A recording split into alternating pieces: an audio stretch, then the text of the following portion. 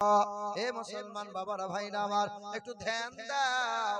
উত্তর ভারতের মথুরার বৃন্দাবনে বিখ্যাত মন্দির, 300 বিঘা জমির মধ্যখানে দাঁড় করানো মন্দিরের নাম হলো দেবাশীর মন্দির।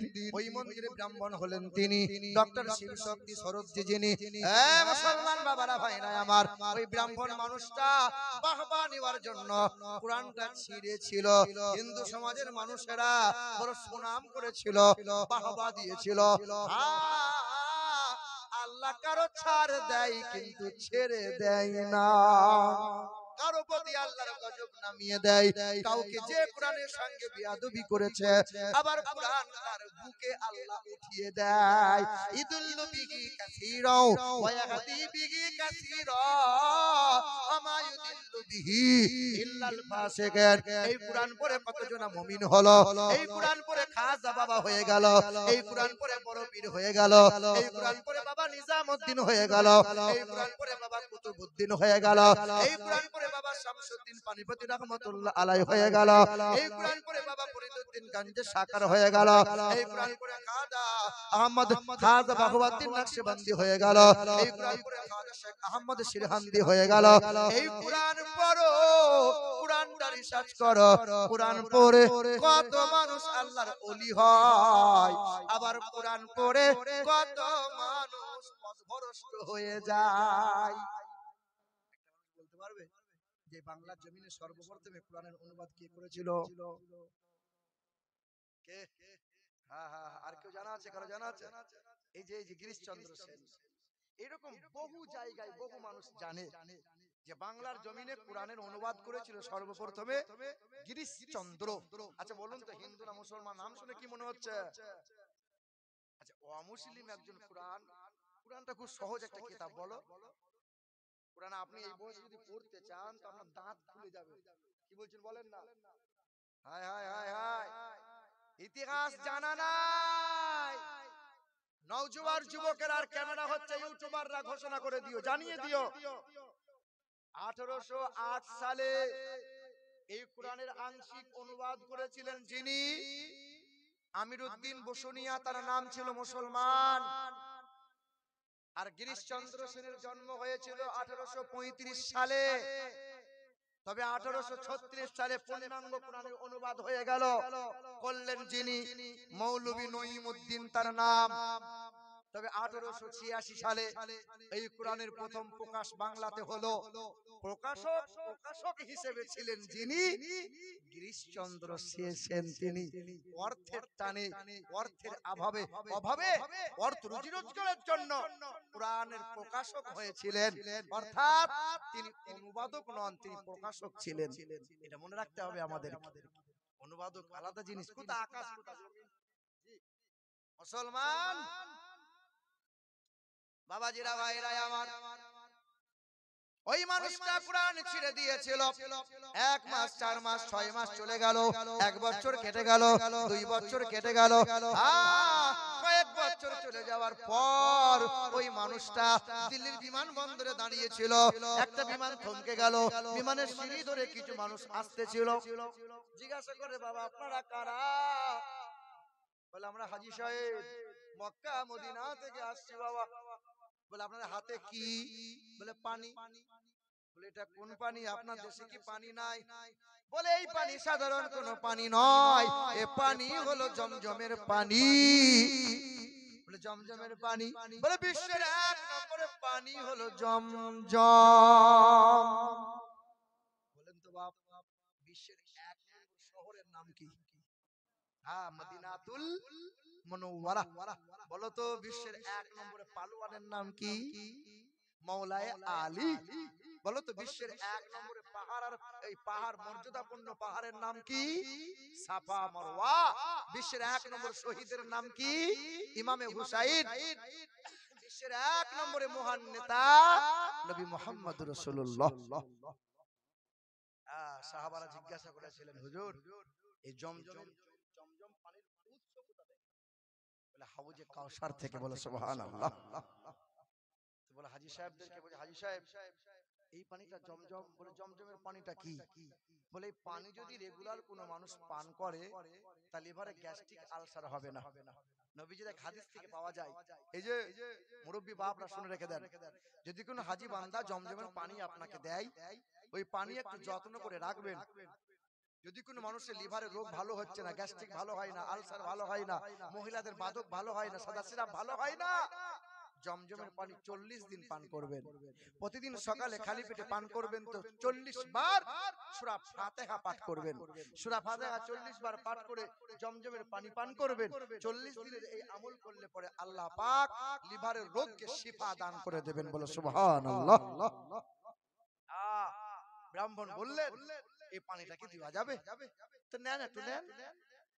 ওই ব্রাহ্মণ মানুষটা জমজমের পানি নিলেন, দিল্লির বড় ল্যাবে পরীক্ষা করতে নিয়ে গেলেন। একবার নয় 10 বার পরীক্ষা হয়ে গেল। ও ব্রাহ্মণ বাবাজি, পৃথিবীতে সব পানির পরীক্ষা করলাম, তবে আজকে এমন একটা পানি পরীক্ষা করলাম যে পানিতে বিন্দু মাত্র জীবাণু নাই। এটা হলো জমজম। এই পানির মতো দ্বিতীয় কোনো পানি হবে না। আল্লাহর মতো, এইদিকে তাকাও, আল্লাহর মতো আল্লাহ দ্বিতীয় কেউ হবে? নবীর মতো মহান নেতা আর পাওয়া যাবে? কিতাবের মতো কোরআন আর দ্বিতীয় হবে? আর জমজমের পানির মতো পানি পাওয়া যাবে? আর মদিনাতুল মুনাওয়ারার মতো শহর আর কোন জায়গায় মিলবে না। ওই ব্রাহ্মণটা কি করলো? দিল্লির চাঁদনি চকে গিয়েছিল, ইংরেজি ভাষার কোরআন নিয়েছিল, কোরআনটা কিনেছিল, কোরআনটা কিনে নিয়ে বাড়ি চলে গেল। ওই কোরআনটা পড়ে, এক রাত কোরআন পড়ে, 2 রাত পড়ে, 1 মাস পড়ে, 2 মাস পড়ে, 1 বছর কোরআন পড়লো। 2 বছর 2 মাস কোরআন পড়ার পরে 26 মাস কোরআনটা পড়েছিল। কোরআনটা বুকে নিয়ে ওই মন্দিরে দাঁড়িয়ে গিয়েছিল। মন্দিরে দাঁড়িয়ে দাঁড়িয়ে চিৎকার করে বলেছিল, লা ইলাহা ইল্লাল্লাহু মুহাম্মাদুর রাসূলুল্লাহ।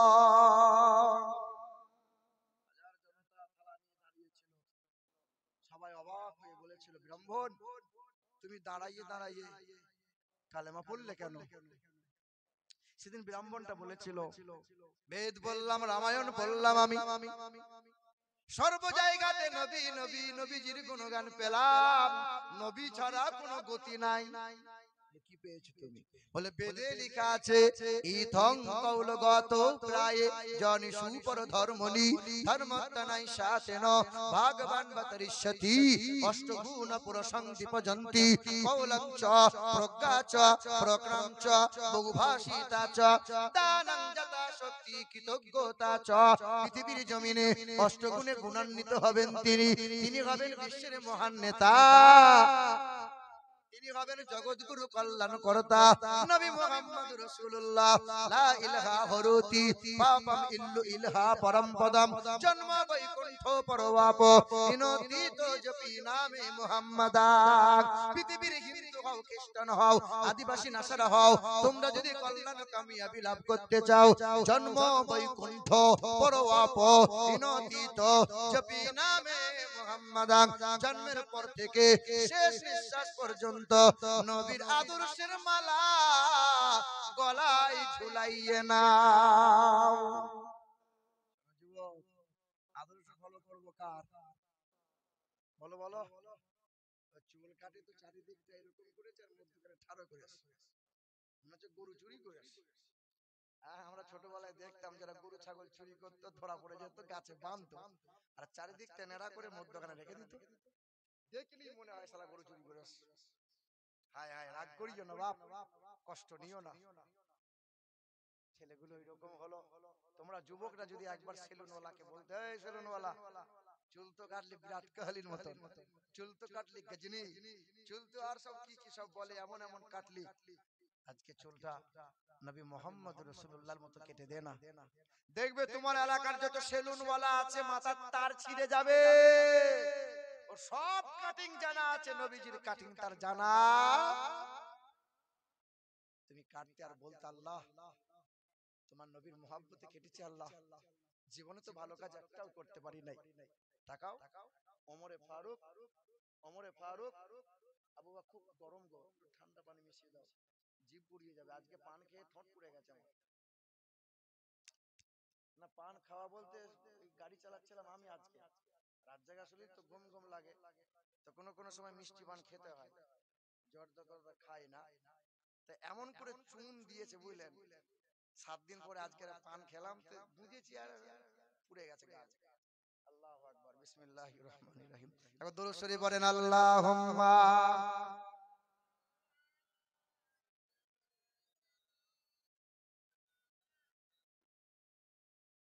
ওয়া আলা আলি সাইয়্যিদিনা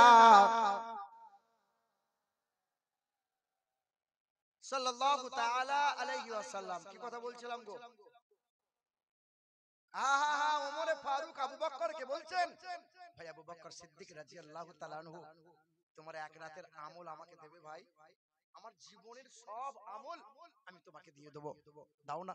আবু বকর জিজ্ঞেস করছে, ওমর ভাই তুমি কোন রাতের আমল নিতে চাইছো? ওমর তুমি কোন রাতের আমল নিতে চাইছো? বলি ইয়া রাসূলুল্লাহ। আবু বকরকে বলছেন, ভাই আবু বকর আপনি রাসূলুল্লাহর সঙ্গী হয়ে যখন মক্কা থেকে মদিনায় যাচ্ছিলেন 430 কিলোমিটার রাস্তা, কম বেশি 14 দিন পায়ে হেঁটে হেঁটে গিয়েছিলেন, আর গুহার ভিতরে আশ্রয় নিয়েছিলেন, সাপের দংশন খেয়েছিলেন, ওই এক রাতের আমল আমাকে দিয়ে দাও, আমার জীবনের আমল আমি তোমাকে দিয়ে দেবো। আবু বকর মুচকি হেসে বলেছিল, আবু বকর হে ওমরে ফারুক, আল্লাহ পাক আমাকে জান্নাতের সার্টিফিকেট দিয়েছে, কোন কর্মে যদি আল্লাহ নারাজ হয়ে যায়, যিনি দিয়েছেন তিনি কেড়েও নিতে পারেন, কিন্তু এক রাতের আমল যে আমার এটিএম কার্ড, ওটা যে আমার ক্রেডিট কার্ড, আরে হাসরের কঠিন ময়দানে আল্লাহর দরবারে ভাঙাবো, খুচরা করবার নিয়ামত ভোগ করব। আরে মুসলমান, চুলটা কাটতে নবীর তরিকা মতো সেলুনের দোকান থেকে বেরিয়ে বলতে, দয়ার মালিক আল্লাহ, তোমার হাবিবের মোহাব্বতে চুলটা কেটেছি, তোমার হাবিবের মোহাব্বতে নখটা কেটেছি, আরে সেই দিন আল্লাহ তোমার জন্য এটা এটিএম কার্ড করে রেখে দিত, হাসরের ময়দানে কিছুই নাই, একটা সুন্নতের জন্য হাসতে হাসতে রহমতের জান্নাত যেতে পারি নাই।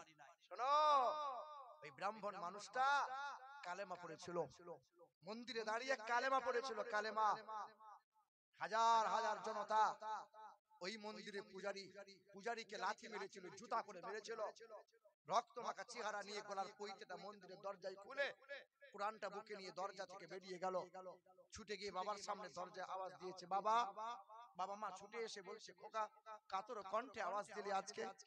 চেহারা দিকে তাকিয়ে দেখে রক্তে রঞ্জিত হয়েছিল, তোকে 12টা ভাষায় এমএ করালাম, ডক্টরেট করালাম, আজকে গোটা চেহারাটা লাল করে বাড়ি ফিরে এলি, খোকা কি হয়েছে কি তোর বল না? কোরআন বুকে নিয়ে বলে, কালেমা পড়েছি আব্বা। বাবা কালেমা পড়েছি আমি। বলে, কালেমা পড়লে কি রক্ত ঝরে? কোরআন বুকে নিলে কি রক্ত ঝরে? বলে, রক্ত শুধু ঝরে না, নবীর সাহাবা ছিল যারা যারা কোরআন এবং নবীজির মহব্বতকে জিন্দা রাখার জন্য নিজের জীবনের বাজি লাগিয়েছিল, তারা। বলো তো, একটা জিজ্ঞাসা করি, এই ইসলামের জন্য নবীজির মহব্বতে সর্বপ্রথমে নিজের জীবন দিয়েছিল কে? কোন পুরুষ না নারী? জানা আছে? ওই মহিলার নাম কি? হ্যাঁ, মহিলা। ওই মহিলার নাম ছিল হযরতে সুমাইয়া। জানো জানো, কালেমা, এই তো আমরা তো কোরআন পেয়েছি সহজ, কালেমা পেয়েছি সহজ, বগল বাজাচ্ছি আর ধর্ম করছি, কিছুই নাই, ধর্ম কিছুই করতে পারি নাই আমরা। বলো বলো, আরে আগেকার মসজিদ গুলো, মাদ্রাসা গুলো কাঁচা ছিল, আগেকার মানুষ শিক্ষার হার কম ছিল, আগেকার মানুষ বিশ্বাসী ছিল, আগেকার মানুষ সৎ ছিল, আগেকার মানুষ খাবার খেত খাঁটি, আগেকার মানুষের ঈমান ছিল খাঁটি, আগেকার মসজিদ ছিল কাঁচা, কিন্তু নামাজি মুসল্লি যতটুকুই ছিল ততটুকু পাকা ছিল। আজকে শিক্ষার হার বেড়েছে, নোংরামো তত বেড়েছে, আর যত বেড়েছে নোংরামো তত খোদার নতুন নতুন গজব রোগ ব্যাধি বেরিয়েছে। এখন মসজিদ মাদ্রাসা ঝকঝকে চকচকে, আর আমরা সব হয়েছি ফকফকে। বলো বলো বাপ, সোনার টুকরো বন্ধুরা আমার, মা সুমাইয়াকে গাছে বেঁধেছিল, নিজ আপন সন্তানকে সামনে গাছে বেঁধেছিল, আর বেঈমানটা নিজের ছেলে আম্মারকে বলেছিল, যদি কালেমা ছাড়বি তো ছেড়ে দে, কপাল ভালো পাবি, যদি কালেমা না ছাড়িস মায়ের উলঙ্গ চেহারা দেখতে হবে। মা বলেছিল 10 মাস পেটে ধরেছি তোকে, 2 বছর দুধ পান করালাম, 5 বছর তেল কাজল দিয়ে বড় করে তুললাম, সব ত্যাগ করবি, কালেমা যেন বন্ধ করবি না। সেদিন সুমাইয়া উলঙ্গ করে দিল, চেহারা থেকে কাপড় সরিয়ে দিল। কলেমা পড়েছিল বলে, তখন তো নামাজ ছিল না, তখন তো কোরআন আসে নাই। হ্যাঁ হ্যাঁ, কালেমা কালেমা না, রাত দিন তারা কোরআন পড়তে পারে নাই, রাত দিন নামাজ পড়তে পারে নাই, রাত দিন এই রোজা রাখতে পারে এইরকম করে না, ইবাদত এত সহজ ছিল না। কালেমা পড়েছে, ঈমান এনেছে, নবী নবী করেছে। বেঈমানরা কি করলো, মা সুমাইয়াকে চিৎ করে জমিনে শুইয়ে দিল, দিয়ে বাম হাত আর বাম পা রশিতে বেঁধে ওই খেজুর গাছে টান দিল, ডান হাত ডান পা রশিতে বেঁধে খেজুর গাছে টান দিল। একটু ভাবো তো অবস্থাটা কেমন ছিল। না না, শুধু শান্ত হয় না, এই করে বেঈমানটা বড় একটা বর্ষা নিয়ে এলো, ওই মা সুমাইয়ার লজ্জা স্থানে বর্ষাটা ভরে দিয়েছিল। বর্ষা ঢোকে না, লোহার বড় একটা থাম্বল নিয়ে, বড় একটা লোহার এইরকম হাতুড়ি নিয়ে আঘাত করেছিল। তো মা সুমাইয়ার লজ্জা স্থান দিয়ে এই বর্ষাটা বুক পর্যন্ত ঢুকে গিয়েছিল, আর পাক মেরেছিল। রক্ত মাংস আর নাড়ি ভুঁড়িগুলো বর্ষার মাথায় লেগে কয়েকজন মিলে টেনে ছিঁড়ে বার করেছিল। তো মা সুমাইয়া তখনও মাথা তুলু করে থুতু ফেলে বলেছিল, বেঈমানের দল, রক্ত নিলি, মাংস নিলি, নাড়ি ভুঁড়ি, কলিজা পর্যন্ত কেড়ে নিলি, কিন্তু আমার জবান থেকে কালেমা কোনোদিন কাটতে পারবি না। যাকে কালবে হৃদয়ে বসিয়েছে, কিয়ামত পর্যন্ত সেটাই থাকবে। বেঈমানরা কি করলো জানো?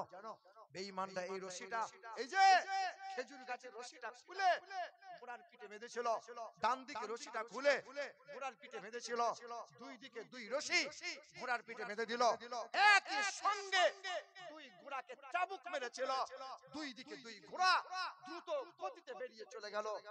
ভেবে দেখো তো মা সুমাইয়ার কি হয়েছিল। দুই দিকে এই দেহটা দুটো খণ্ড হয়ে বেরিয়ে চলে গিয়েছিল। দ্বিপ্রহরের সময় বেঈমানরা মা সুমাইয়াকে শহীদ করে দিল। সূর্য পাঠে যায়, অস্ত যায়, মাগরিবের ওয়াক্ত হয়, ইতিহাস সাক্ষ্য দেয় হাজার হাজার মানুষ শুনতে পেয়েছিল। তখনও মা সুমাইয়ার এই মাংস কেঁপেছিল, এই মাংস থেকে আওয়াজ এসে বলেছিল, লা ইলাহা ইল্লাল্লাহ, লা ইলাহা ইল্লাল্লাহ, লা ইলাহা ইল্লাল্লাহ, মুহাম্মাদুর রাসূলুল্লাহ।